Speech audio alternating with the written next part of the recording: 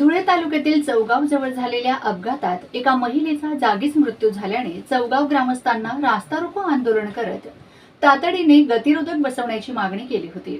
तर काल झालेल्या बैठकीत रस्ता विभागाचे अधिकारी व पोलीस अधिकाऱ्यांनी चौगाव ग्रामस्थांची ही मागणी लक्षात घेऊन येत्या 10 दिवसात गतिरोधक बसविण्याचं आश्वासन दिलं आहे।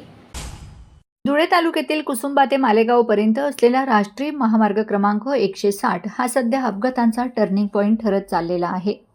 विशेष बाब म्हणजे चौगाव ते कुसुंबा इथपर्यंतच्या अंतरावर आतापर्यंत कित्येक निष्पाप वाहनधारकांसह सर्वसामान्य नागरिकांना आपला जीव गमवावा लागला आहे। या घटनेमध्ये चौगाव येथीलच 7 ते 8 नागरिकांचा अपघात याच महामार्गावर होऊन त्यांना आपला जीव गमवावा लागला।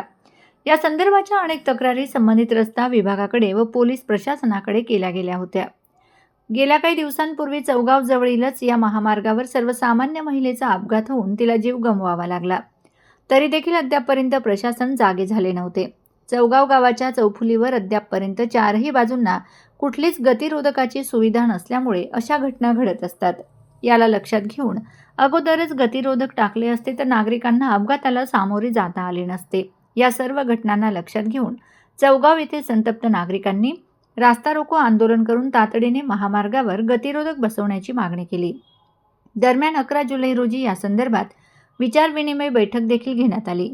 या बैठकीत धुळे तालुका पोलीस ठाण्याचे पोलीस निरीक्षक धनंजय पाटील, इंजिनियर सुतार साहेब, म्हाडाचे माजी सभापती किरण शिंदे, ग्राम विस्तार अधिकारी भाऊसाहेब शेंगदाणे, जळगाव सरपंच मिलाबाई भागले, कृष्णा बागले, सामाजिक कार्यकर्ते कमलाकर गर्दे यांच्यासह गावातील ग्रामस्थ मोठ्या संख्येने उपस्थित होते।